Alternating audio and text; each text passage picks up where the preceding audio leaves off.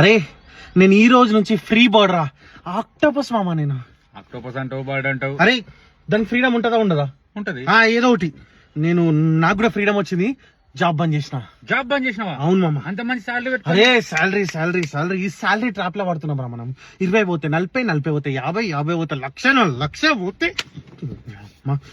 ఏమైంది రా అంత ఫ్రస్ట్రేషన్? అరే ఏమైందేంద్రా, పొద్దున 9 గంటల పోతే 6 గంటల దాకా ఒకటే కీబోర్డ్ కొట్టుడే. నేనేమన్నా తమన్నారా గంతగనం కొట్టడానికి? లేకపోతే తమన్కి ఇచ్చే జీతం ఇస్తురా నాకు? మరి ఏం చేస్తారా జాబ్ బంద్ చేసి? అరే ఏదో ఒకటి చేస్తారా. అంకుల్ని చూడు ఎంత మంచిగా మ్యాంగోస్ అమ్ముకుంటుండే. నేను కూడా బంగినపల్లే అని చెప్పి మామిడికాయలు అమ్ముకుంటా. లేకపోతే నీ దగ్గరకు వస్తారా, రోజు 200 ఇవ్వవా నాకు? 200 ఇవ్వవా నాకు? 200 ఇవ్వవా? అయిపోయింది. నీకేం చెప్పక నేను నీ దగ్గరికి వస్తా. రేపటి నుంచి నీ దగ్గరికి వస్తా. కరెక్టే, నాకే పని లేదు. అరే ఏదో ఒకటి రా బై. కానీ జాబ్ అయితే నేను బంద్ చేసిన. పొద్దున 9 గంటల నుంచి 6 గంటల దాకా పని చేస్తా. ఇంటికి రాగానే hello Kiran, there was a small బర్గ్,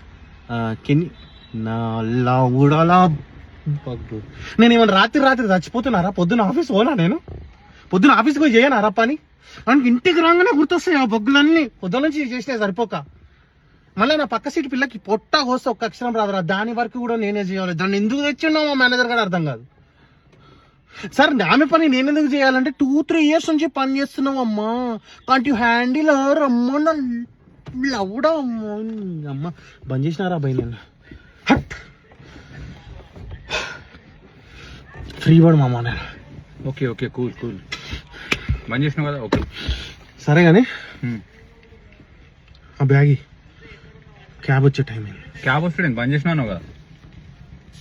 అనుకుంటాం మామ, మస్తు అనుకుంటాం. బంద్ చేస్తామైంది. ఈఎంఐ లోడ్ కడతారు, లక్షలు ఉన్నాయి. తప్ప మామ.